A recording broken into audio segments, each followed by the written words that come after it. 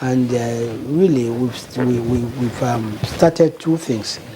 We've set up a committee, an ad hoc committee made up of the military and intelligence chiefs and also the media that will, meet regularly to review military issues without necessarily, reporting them, but getting a very good background of how the military operates and how the war is going.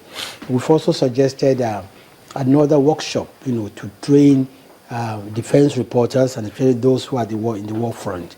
I believe that when these two programs, get on, it would help better the understanding between the military and the media and the public. Well, now that we're talking about the military and, this fight against Boko Haram, which we all need to support, at the same time support our military as well.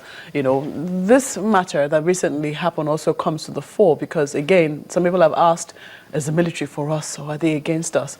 The matter that happened in Zaria, Kaduna State, where the army chief was going to visit the local traditional ruler there between the Shiites and the military. The government hasn't said anything on it. Are they investigating the matter?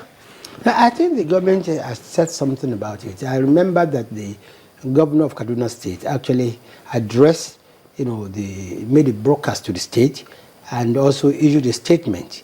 And if I remember very well, we regretted on the behalf of government the unfortunate incident and that the government has set up, I think, a judicial inquiry to look into the remote and immediate causes of this unfortunate incident, and then that I think also arrests have been made and that people will be prosecuted. But I think what was important to the governor and to the government and this our federal government is I think about law and order and about peaceful coexistence and peaceful cohabitation between the different sects, the different people of Nigeria. But I think that by the time the judicial inquiry comes up with its recommendations, would have been able to address the root cause of the problem, just not in Zaria, but I think it will also be a template to addressing the issues of sectoral, conflicts. Did the federal government set up a judicial commission of inquiry? I think it's for states. Only states have power to set up for matters happening within the state. The governor has set up a judicial inquiry. So the Kaduna state government also spoke for the federal government?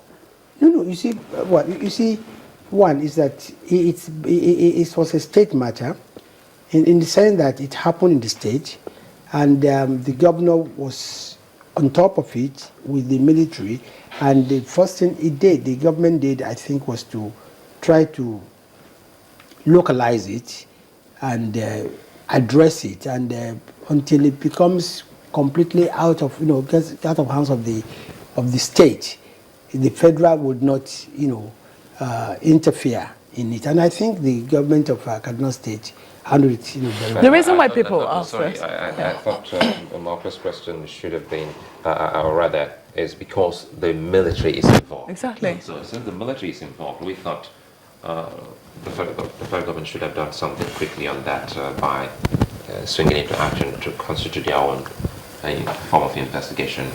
I don't think I don't think so. I don't think under our laws the federal government can immediately set up its own panel of inquiry unless it's a matter that is beyond the state.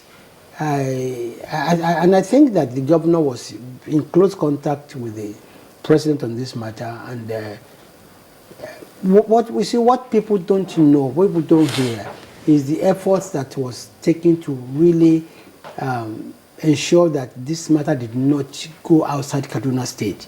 This is probably the first time that we are going to have this kind of conflict, and it will be limited to the state. Don't forget that this sect is also found in Bauchi. They are very prominent in Kano. They are very prominent in Katsina. But I think a lot of behind the scene efforts went on. The northern governors met, traditional rulers met to really nip this thing in the bud. So that is why the government probably didn't want to.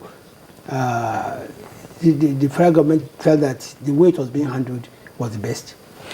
Is the government going to do anything about those calls from, I think, Amnesty International, Human Rights Watch, to set up investigation and see that, because there's several figures being banded. Some say 300, some say, I think the chapter was here a while ago, said about 800 of them were killed. So different figures. I know that a lot of figures have been banded, but I think with the judicial, with the inquiry being held by Kaduna State government, anybody and everybody that really wants to testify will be free to do so. And we'll run a very open democracy, and the true figures will actually come out. You know, in all of this, one of the demands of the group is they just would have loved to see their leader. And the last that we saw was members of the Supreme Council for Islamic Affairs meeting up with the military hierarchy, where they were told that he wasn't in their custody.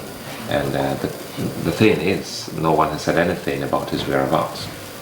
Well, I think the military did say that he was with them, and I think also the government said that he would be charged to court, and I think military said he was in protective custody, and then he would be charged to court, and I think we should. We should handle the matter in a manner that does not make it worse than it is right now. I think gradually peace has returned to Kaduna, to Zaria, and even as of yesterday, I know that the northern governors were still on this issue, and they've been meeting regularly. As a matter of fact, one of the reasons why it did not spread to other states was the proactive stance of the northern governors and the northern traditional rulers. And I think we should just, encourage them along that line. Okay, well, we'll take a quick break, then we'll be back and ask you about what is going on out there that Nigerians are facing, and what is government thinking, or what's government's thinking about those challenges. We'll be back in a moment. Don't go away.